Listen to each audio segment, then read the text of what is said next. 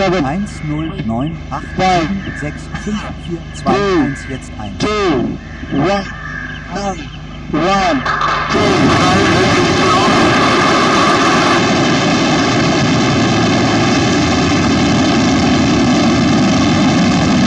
नमस्कार दर्शकों, मैं हूं मोहित चौहान और न्यूज़ 18 में आप सभी का बहुत-बहुत स्वागत है।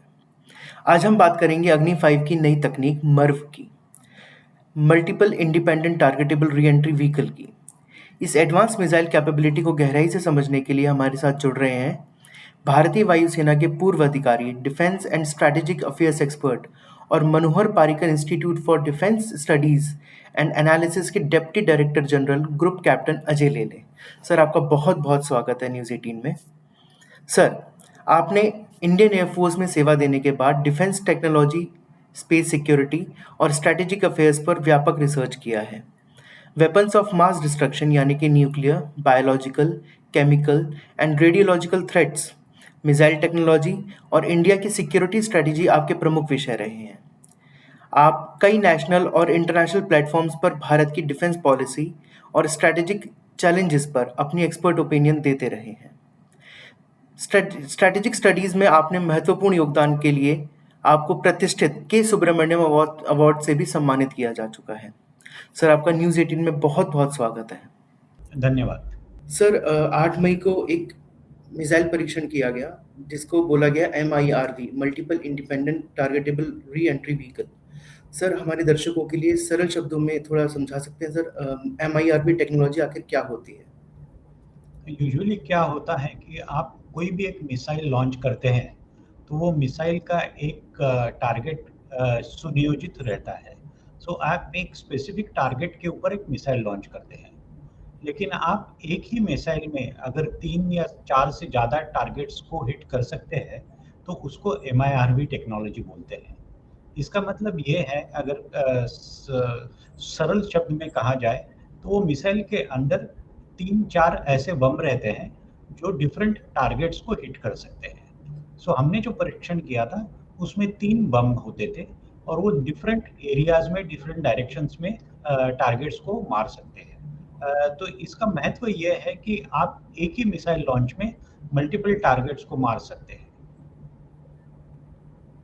सर, पहले हमने देखा है कि अग्नि मिसाइल जो थी वो एक परमाणु बम लेके जाती थी। अब अगर मल्टीपल परमाणु बम लेके जाएगी तो जाहिर सी बात है साइज भी छोटा होगा, किलोटन्स के हिसाब से भी उसकी पावर कम हो जाएगी।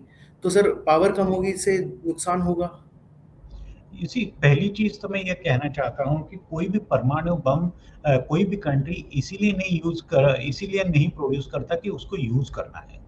परमाणु बम ये एक डिटरेंस मैकेनिज्म होता है।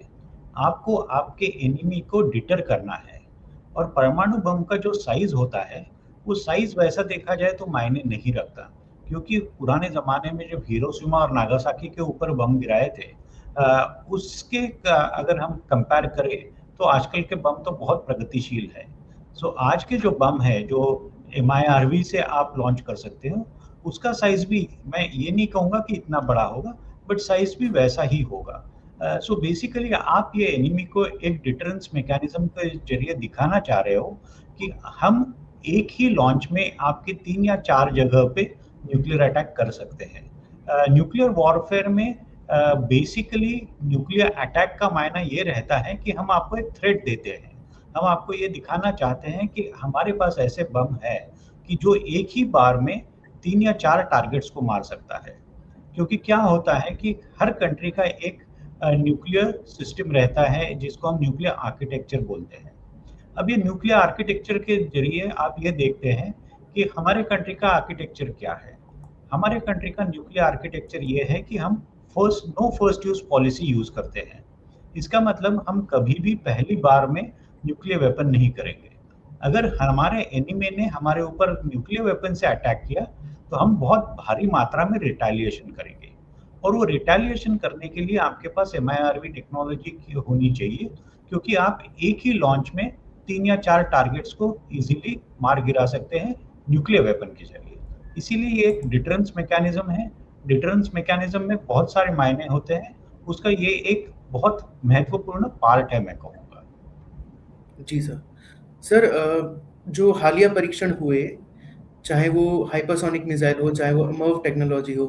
सर, इस ताकत को आप कैसे डिफाइन करेंगे? मतलब पहले की तुलना में और अब की तुलना में कितना फर्क आएगा? हमें ये देखना है कि हमारी थ्रेट क्या है।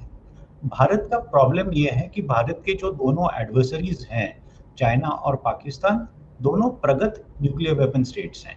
सो अगर हमारे जो एडवर्सरीज हैं उनके पास न्यूक्लियर वेपन्स हैं, तो हमें भी न्यूक्लियर वेपन्स रखने की ज़रूरत है as a form of a deterrence.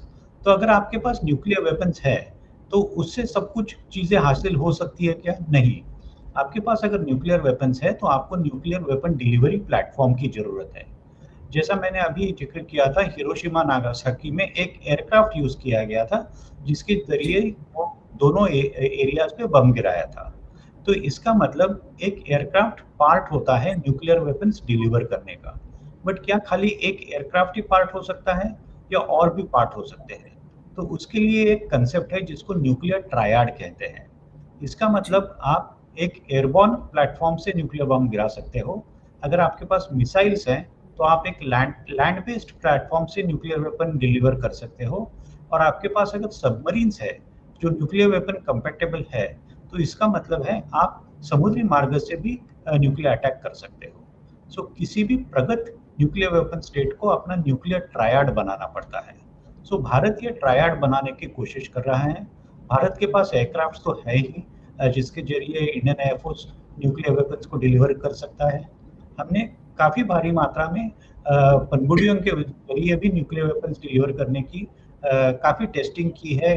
सो मैं ये कहूँगा कि हमारे पास वो भी एक टेक्नोलॉजी, मैं ये नहीं कहूँगा कि फुल्ली डेवलप्ड है, बट एक टेक्नोलॉजी अवेलेबल है। और मिसाइल टेक्नोलॉजी भी हमारे पास अवेलेबल है। जैसा अगर आपने देखा होगा, अग्नि 5 का पहला परीक्षण तो 2014 में हुआ था। सो काफ़ी जी सर। पिछले 15 साल से हमारे पास न्यूक्लियर वेपन मिसाइल के जरिए डिलीवर करने की सुविधा है।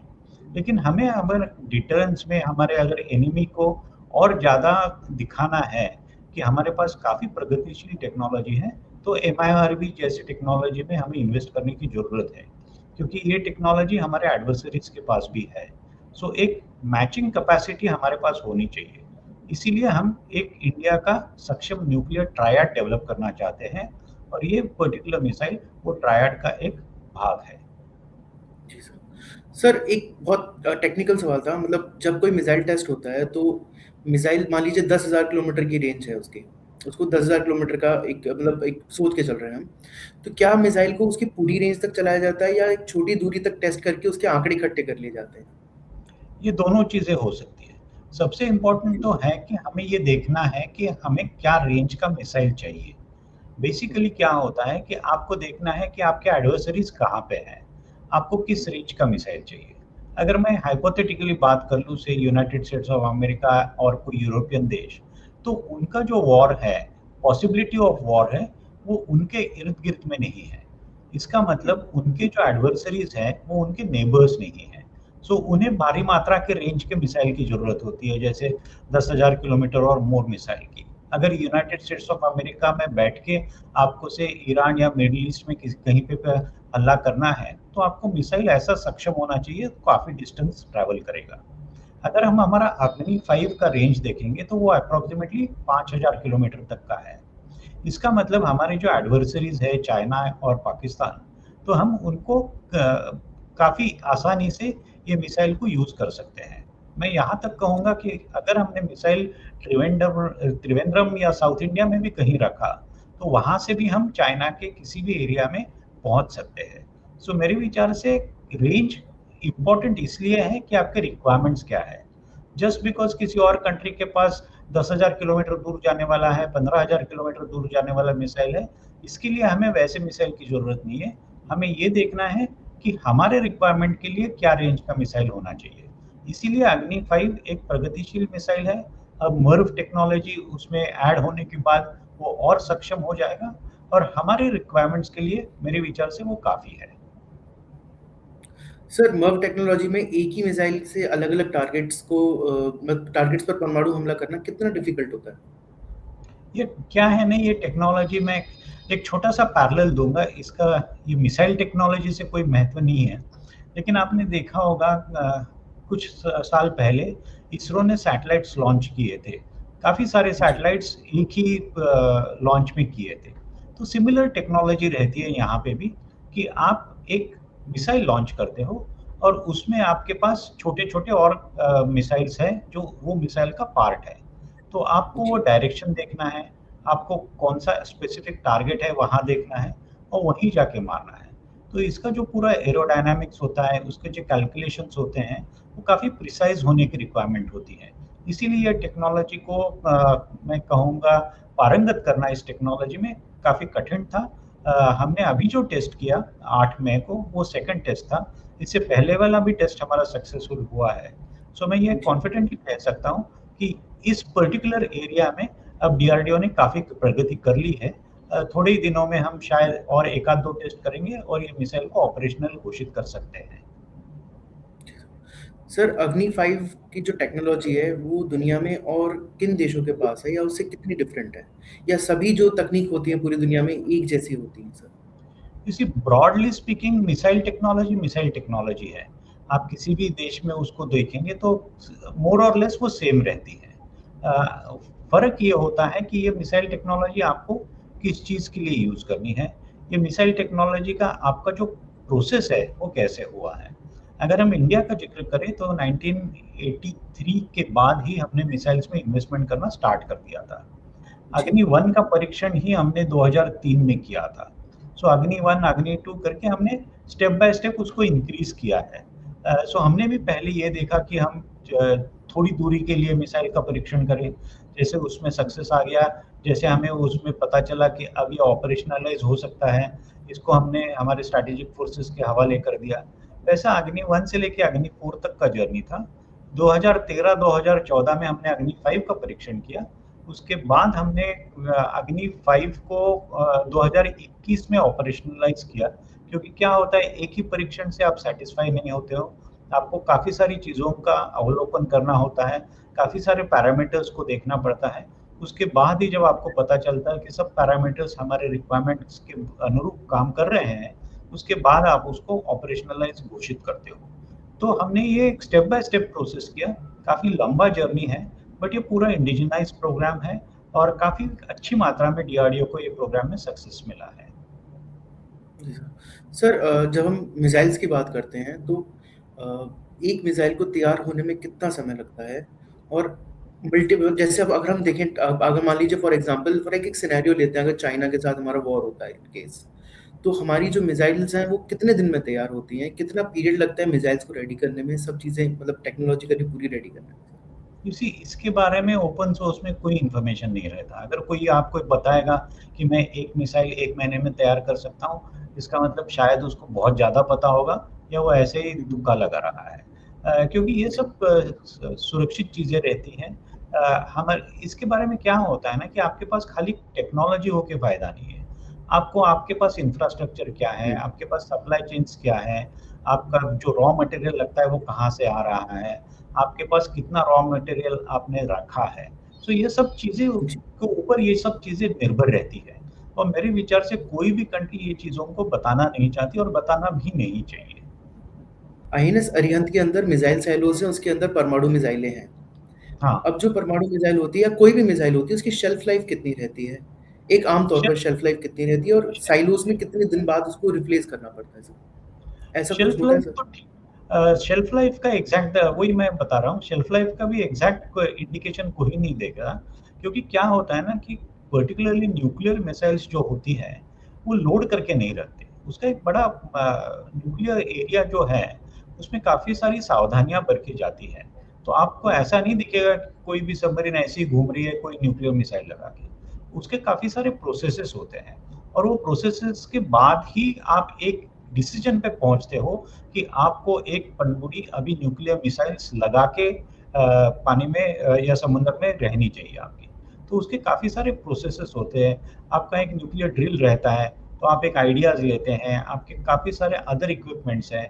क्योंकि अगर आपका एक न्यूक्लियर मिसाइल आज के दिन में लॉन्च करना है, तो उसके लिए काफ़ी सारी अदर सुविधाओं की ज़रूरत है। जैसे वो हम जिसको हम बोलते हैं नेट सेंट्रिक वॉरफेयर कह सकते हैं। कि आपको जी, सैटेलाइट्स के ज़रिए आप काफ़ी इन्फॉर्मेशन की ज़रूरत है। आपको सिक्योर्ड कम्युनिकेशन लाइंस की ज़रूरत है, आपको एग्जैक्ट टारगेट आइडेंटिफिकेशन की ज़रूरत है। क्योंकि प्रॉब्लम क्या है कि भारत और पाकिस्तान और भारत और चाइना, ये एक क्लोज प्रॉक्सिमिटी न्यूक्लियर वॉर होगा। अगर होगा तो, होना कभी नहीं चाहिए, बट अगर होगा तो क्लोज प्रॉक्सिमिटी न्यूक्लियर वॉर होगा। अगर सपोज नॉर्थ कोरिया ने यूएस के ऊपर न्यूक्लियर वेपन का अटैक करने का सोचा, या यूएस ने ईरान के ऊपर अटैक करने का सोचा, तो उनको बाकी सारे एटमॉस्फेरिक पैरामीटर्स को इतनी वैल्यू देने की जरूरत नहीं है। लेकिन भारत और पाकिस्तान में अगर मैं एक हाइपोथेटिकल केस कहूँ, ये क्लोज प्रॉक्सिमिटी वॉरफेयर होगा। न्यूक्लियर वेपन का क्या होता है कि खाली वेपन का उपयोग नहीं है वहां पे। एक बम नीचे गिरता है, उससे काफी सारा मैं कहूँगा डैमेज होता है, बट न्यूक्लियर वेपन जब नीचे गिरता है तो उससे रेडिएशंस भी आते हैं, और वो रेडिएशंस विंड के जरिए यहाँ वहाँ चले जाते हैं। तो ऐसा भी सिचुएशन हो सकता है कि न्यूक्लियर अटैक पाकिस्तान में हुआ हो, लेकिन विंड आपका ऐसा है कि आपके रेडिएशंस इंडिया की तरफ आ जाए। सो ये सब चीज़ों की हमें एक खबरदारी रखनी पड़ती है। इसके काफ़ी सारे मॉडल्स रहते हैं, इसके काफ़ी सारे मैथमेटिकल टूल्स रहते हैं, जिसके जरिए पहले आप काफ़ी सिमुलेशंस करते हैं जस्ट टू अंडरस्टैंड कि कौन सा एरिया है, कब हमें करना चाहिए। सो काफ़ी सारे पैरामीटर्स को आपको पहले स्टडी करना पड़ता है, उसके बाद ही आप एक टारगेट को आइडेंटिफाई कर सकते हैं। क्योंकि ऐसा नहीं होना चाहिए आप एक टारगेट को आइडेंटिफाई करें और रेडिएशन पूरा आपके ऊपर ही आ जाए। सो ये एक क्लोज प्रॉक्सिमिटी वॉरफेयर जो है, इंडिया पाकिस्तान चाइना, उनकी रिक्वायरमेंट्स अलग हैं। बाकी वाले जो कंट्रीज है जिनके पास न्यूक्लियर वेपन्स है, उनके जो टारगेट्स हैं उनकी रिक्वायरमेंट अलग है। सो भारत को ये सब चीजें को देखना पड़ता है। सर मैं कहीं पढ़ रहा था, उसमें एक अनुमान के मुताबिक चाइनीज़ की जो डोंगफेंग 41 मिसाइल है, वो लगभग 10 से 14 न्यूक्लियर वॉरहेड्स लेके जा सकती है। ऐसे में अगर हम अग्नि 5 को देखें तो कितना एक मतलब अग्नि 5 कितना ले जाने में सक्षम है? एक मतलब छोटा-सा अग्नि आंकड़ा सर 5 का कुछ। अभी जो इंफॉर्मेशन ओपन सोर्स में आया है, इसके हिसाब से हमने मर्व टेक्नोलॉजी में 3 मिसाइल्स का परीक्षण किया है। आने वाले दिनों में डेफिनेटली डीआरडीओ इसके ऊपर और ज़्यादा काम करेगा, और शायद ये नंबर्स बढ़ सकता है। सर अग्नि मिसाइल अपने आप में ही बहुत बड़ी एक उपलब्धि है, क्योंकि स्क्रैच से शुरू करी। सर उसके सफ़र के बारे में आप कुछ उपलब्धियाँ, कुछ बदलाव जो आपने देखे, उसके बारे में कुछ बताना चाहिए सर? अगर आप देखेंगे तो जैसा मैंने कहा कि हमने पहले integrated guided missile development programme establish किया। आकाश मिसाइल हो, नाग मिसाइल हो, काफ़ी सारे मिसाइल्स हमने डेवलप कर दिए, डीआरडीओ ने किया। उसके बाद हमने अग्नि 1, पहले तो हम खाली प्रोटोटाइप डेवलप करना चाह रहे थे, लेकिन जैसे ही हमें अग्नि 1 का सक्सेस मिला, उसके बाद हमने अग्नि 2, अग्नि 3 के काफ़ी परीक्षण किए। सो मैं ये कहूँगा अग्नि 1 हम 700 किलोमीटर दूरी से स्टार्ट किए, फिर अग्नि 2 हमने 2000 से 3000 दूरी तक गए। अग्नि 3 में हम 3000-3500 किलोमीटर दूरी तक गए। अग्नि 4 में हम अराउंड 4000 किलोमीटर दूरी तक गए, और जिसको इंटरकॉन्टिनेंटल बैलिस्टिक मिसाइल बोल सकते हैं। एक कॉन्टिनेंट से दूसरे कॉन्टिनेंट तक का डिस्टेंस जो कवर कर सकता है, इसे भी अराउंड 5000 किलोमीटर्स। कोई फिक्स नहीं रहता ये डिस्टेंस, बट एक नॉर्मली बोला जाता है कि आईसीबीएम, जिसको इंटरकॉन्टिनेंटल बैलिस्टिक मिसाइल बोलते हैं, डिस्टेंस 5 किलोमीटर से ज़्यादा कवर करना है। सो वो हमने अग्नि 5 से किया था। पहला परीक्षण उसका 2014 में हुआ था। तो सर इसके अग्नि लिए सी जी, हमें जी, जी। काफ़ी ट्रैकिंग टेक्नोलॉजीज़ को डेवलप करने की ज़रूरत होती है, क्योंकि खाली मिसाइल ऊपर जाने से फ़र्क नहीं पड़ता ना, हमें ये भी देखना है कि तो वो कहाँ पे जा रहा है, कौन से डिस्टेंस पे जा रहा है।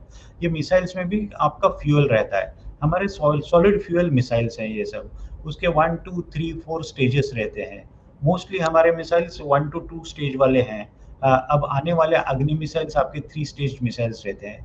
सो हर स्टेज में आपको डिफरेंट टाइप्स ऑफ इंजन्स की रिक्वायरमेंट्स होती हैं, आपको ट्रैकिंग डिवाइसेस चाहिए, उसकी रिक्वायरमेंट्स होती है, आपको काफ़ी सारे लैंड एस्टैब्लिशमेंट्स को डेवलप करना पड़ता है, सी बेस्ड प्लेटफॉर्म्स की भी ज़रूरत होती है कि जहाँ से आप ये मिसाइल का जो प्रवास है उसको आप पूरी अच्छी मात्रा में देख सके, क्योंकि आप जब तक उसको अच्छी तरह से ट्रैक नहीं करेंगे तब तक आपको पता नहीं चलेगा कि एग्जैक्टली उसका ट्रैवल कैसा हुआ है, क्योंकि आपने मिसाइल लॉन्च किया और वो टारगेट पे गया, इसके दरमियान जो जी। कुछ उसका जर्नी होता है उसको हमेशा हमेशा हमें ट्रैक करना पड़ता है। तो उसके लिए काफ़ी सारे अदर टेक्नोलॉजीज को डेवलप करना पड़ता है। आपके पास ऐसे सारे मटेरियल्स चाहिए, मिनरल्स और मटेरियल्स, जिसके जरिए आप ये टेक्नोलॉजी डेवलप करें। देन आपको एक री एंट्री सिस्टम होता है। री एंट्री जी। सिस्टम डेवलप करना बड़ा कठिन होता है, क्योंकि आप अर्थ एटमॉस्फेयर से अंदर जब आते हैं तो काफ़ी सारा टेम्परेचर डिफरेंस होता है। तो आपका जी। सिस्टम वो टेम्परेचर डिफरेंस को बेसिकली इंश्योर करें कि कहीं वो टेम्परेचर से हमारा मिसाइल फूट ना जाए वगैरह वगैरह। सो काफ़ी सारी चीज़ें हम्म। हमें डेवलप करनी पड़ती हैं। जी सर। सर पृथ्वी सीरीज में और अग्नि सीरीज में क्या मेन अंतर है सर? बेसिकली वो इसी क्या होता है, मिसाइल के दो बेसिक अंग रहते हैं। आपके क्रूज जी। मिसाइल्स होते हैं, आपके दूसरी तरह के मिसाइल्स होते हैं। आपका जो इनिशियल मिसाइल है वो आपने एक शॉर्ट रेंज मिसाइल्स किया था जब आप पृथ्वी सीरीज के ऊपर काम कर रहे थे। उसके बाद जी। आपने लॉन्ग रेंज मिसाइल्स डेवलप करना शुरू कर दिया है। हम्म। अभी तो हम हाइपरसोनिक मिसाइल्स डेवलप कर रहे हैं। सो जी हाइपरसोनिक सर। मिसाइल्स इसका होता है कि जिसका speed 5 times the speed of sound कहा जाता है। So 1 Mach equal to speed of sound होता है, वो 5 मैक से ज़्यादा होता है। अब होता जी। क्या है, जैसा अभी आपने ऑनगोइंग वॉर्स में देखा होगा कि ईरान जो मिसाइल्स इसराइल की तरफ डाल रहा है, वो उनका एक आयरन डोम सिस्टम है। वो सिस्टम वो मिसाइल्स को अंदर आने नहीं दे रहा है या टारगेट पहुंचने से पहले ही उसको नष्ट करता है। सो इसको जी सर। मिसाइल डिफेंस सिस्टम्स कहते हैं। अब मिसाइल डिफेंस सिस्टम्स भी आपके शॉर्ट रेंज मिसाइल्स के लिए रहते हैं, आपके लॉन्ग रेंज मिसाइल्स के लिए भी रहते हैं। आपके पास जो सिस्टम है भारत में अभी काफ़ी प्रगतिशील मिसाइल डिफेंस सिस्टम है, जिसको ऑप सिंदूर में भी काफ़ी भारी मात्रा में उपयोग हुआ था, S-400 जो रशियन सिस्टम है हमारे पास। जी सर। अमेरिका के पास भी ऐसा एक सिस्टम है जिसको थार्ड सिस्टम कहते हैं। अब रिसर्च ये हो रहा है कि ये सिस्टम से भी अगर मिसाइल अंदर जा सकता है क्या, तो इसीलिए हाइपरसोनिक मिसाइल्स में डेवलपमेंट किया जा रहा है। सो काफ़ी हम्म। सारी चीज़ें, एक टेक्नोलॉजी कंटिन्यूअसली डेवलपिंग रहती है। जैसी नई टेक्नोलॉजी आती है वो टेक्नोलॉजी को यूज़ करके आप आपके एग्जिस्टिंग मिसाइल स्ट्रक्चर को, मिसाइल डिफेंस स्ट्रक्चर को और प्रगतिशील करना चाहते हैं। सो ये नेवर एंडिंग प्रोसेस होता है। आपको जिसको हम डायनामिक प्रोसेस कहते हैं, आपको सदैव सक्षम रहना पड़ता है, सदैव आपके सिस्टम्स को अपग्रेड करते रहना पड़ता है। जी सर। सर मर्व टेक्नोलॉजी तक हम पहुंच चुके हैं, इसके आगे क्या और टेक्नोलॉजी आ सकती है सर? इसी मतलब क्या या है ना, ऐसी है कोई? जी। मर्व टेक्नोलॉजी जो है वो एक स्पेसिफाइड टारगेट को हिट करती है। लेकिन हम्म। सेम मर्व टेक्नोलॉजी को अगर आप मनूवरेबल टेक्नोलॉजी करें, इसका मतलब वो मिसाइल हम्म। ऊपर जाएगा लेकिन वो थोड़ा मनूवर हो सकता है यहाँ वहाँ से। अगर आपने मिसाइल को लॉन्च कर दिया और आपको लगा कि आपको टारगेट आपने जिस पर्टिकुलर एरिया में करने के लिए दिया है उससे थोड़ा डिफरेंट है, तो आप वो मिसाइल लॉन्च करने के बाद भी उसको कंट्रोल कर सकते हैं। सबसे इम्पोर्टेंट चीज़ मनूवरेबल मिसाइल की ये होती है, वो किसी भी मिसाइल डिफेंस सिस्टम से अंदर जा सकता है। अदरवाइज क्या होता है कि आपके एडवर्सरी के पास अगर कोई प्रगत मिसाइल डिफेंस सिस्टम हो, तो डेफिनेटली आपने भले मर्व यूज़ किया हो और कोई मर्व मिसाइल यूज़ किया हो, वो उसको मार गिरा सकता है। लेकिन जब मैन्यूवरेबिलिटी आती है, तो वो मिसाइल डिफेंस सिस्टम को भी थोड़ा-सा कन्फ्यूज़ कर देता है और वो मिसाइल टारगेट के ऊपर अंततः जा सकता है। सो आने वाले दिनों में हमें मर्व का एक्सटेंडेड वर्जन जो होता है, जिसको मैन्यूवरेबल जी। मर्व कह सकते हैं, उसके ऊपर काम शुरू करने की ज़रूरत है। मेरे विचार से ये काम ऑलरेडी स्टार्टेड हो चुका है। सर बैलिस्टिक मिसाइल में और क्वासी बैलिस्टिक मिसाइल में सबसे बड़ा अंतर क्या रहता है सर? एग्ज़ैक्ट आंसर तो मैं नहीं बता पाऊँगा, मैंने उसको इतना डिटेल में देखा नहीं है। जी। जी। सर अग्नि 6 को लेकर काफ़ी चर्चाएँ हैं। अभी हाल ही में डीआरडीओ के शायद से चीफ ने बोला था कि हम जब सरकार हमें ओके दे देगी हम टेस्ट करने के लिए रेडी हैं। तो क्या भारत अब 10,000 किलोमीटर से ज़्यादा वाली रेंज बना चुका है सर? रेडी है हमारे पास? इसका ऑफिशियल इन्फॉर्मेशन तो नहीं है, लेकिन अगर हुँ। हम देखेंगे जो डीआरडीओ चीफ ने कहा था, जो इंडिकेशंस मिल रहे थे, जैसे मीडिया में आया था कि शायद जी अग्नि सर। 6 रेडी है। अब सवाल ये उठता है कि भारत को 10,000 किलोमीटर दूरी वाला मिसाइल को अभी परीक्षण करने की ज़रूरत है क्या? अभी अगर हमारे एडवर्सरीज़ को हमें बताना है कि हमारा न्यूक्लियर ट्रायड और न्यूक्लियर डिटरेंस सिस्टम काफ़ी अच्छा है, तो मेरे हुँ। विचार से अग्नि 5 विथ मर्व टेक्नोलॉजी सफिशिएंट है। लेकिन डेफ़िनेटली आने वाले दिनों में अगर हमें ये देखना है कि हम और हमारा मिसाइल डिफेंस सिस्टम सक्षम करते हैं, तो हमें हुँ। अग्नि 6 का परीक्षण करने की भी ज़रूरत है। जैसा यहाँ पे मर्व था, वैसा अग्नि 6 को मैन्यूवरेबल टेक्नोलॉजी होगी मर्व की। तो वो जी। एक अच्छा इंडिकेशन रहेगा हमारे एडवर्सरीज़ के लिए। लेकिन जो न्यूज़पेपर रिपोर्ट्स हैं या मीडिया रिपोर्ट्स हैं, अगर हम उसको माने तो अग्नि 6 हमारा लगभग तैयार हो चुका है।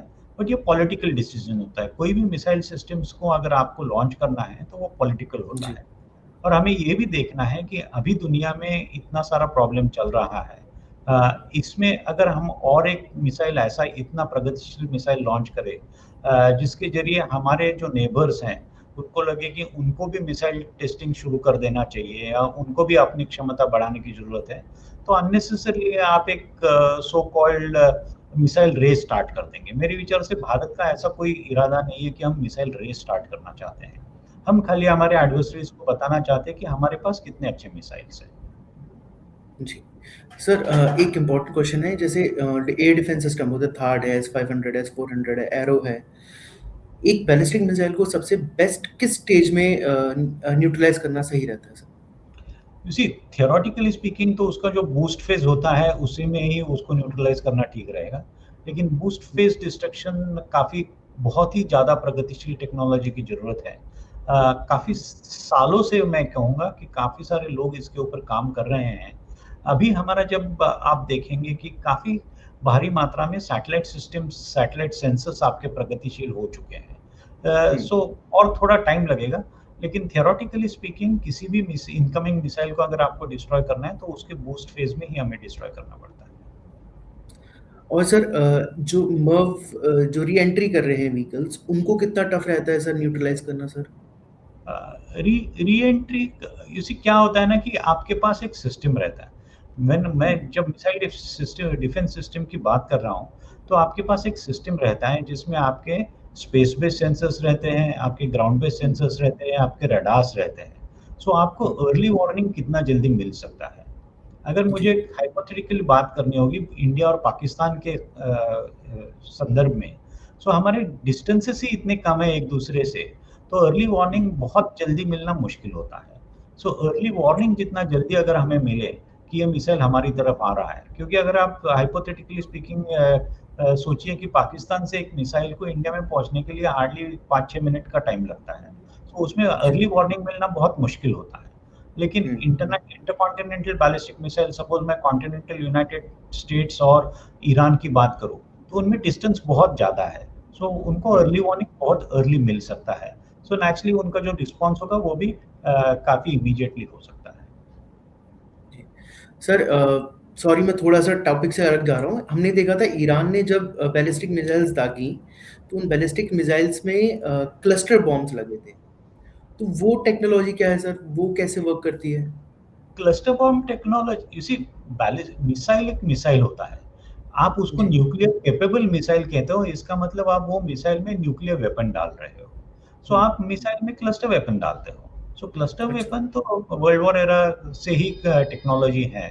सो वो जी। टेक्नोलॉजी तो है, आप उसमें क्या डाल सकते हो वो महत्वपूर्ण होता है। बैलिस्टिक मिसाइल एक अपनी तरह से मिसाइल होता है। दूसरे भी जो मिसाइल होते हैं वो होते हैं। इट ऑल डिपेंड्स उसके वॉरहेड्स क्या है। बहुत पहले ऐसा भी कहा जाता था कि अर्स्टवाइल सोवियत यूनियन ने बायोलॉजिकल वेपन्स को भी ऐसा बनाया था कि वो बैलिस्टिक मिसाइल के द्वारा आप उसको किसी और टारगेट के ऊपर मार गिरा सकते हो। सो बेसिकली एक मिसाइल में आप न्यूक्लियर भी डाल सकते हो, आप और भी कोई वॉरहेड डाल सकते हो, वैसा ही क्लस्टर बॉम्ब वाला वॉरहेड आप डाल रहे हो। अच्छा। और सर ये जो हमने देखा था कि जब अमेरिका ने न्यूक्लियर जो फैसिलिटीज़ थी ईरान के ऊपर, उसमें उसने बंकर बस्टर डाले थे। तो एक न्यूज़ आई थी, मतलब पूरे मीडिया में चर्चा रही थी कि भारत भी अपना एक बंकर बस्टर बना रहा है, जिसमें वो अग्नि मिसाइल के ऊपर बॉम्ब लगाएगा। तो सर वो बंकर बस्टर किस तरीके का डिज़ाइंड होता है? क्या होता है ना कि आपके जो न्यूक्लियर एस्टैब्लिशमेंट्स होते हैं या न्यूक्लियर स्ट्रक्चर्स होते हैं, वो जी। सिविल इंजीनियर का एक मार्वल होता है कि आपने उसको बहुत भारी मात्रा में उसको काफ़ी रेजिस्टेंस बनाते हैं आउटसाइडर थ्रेट के लिए।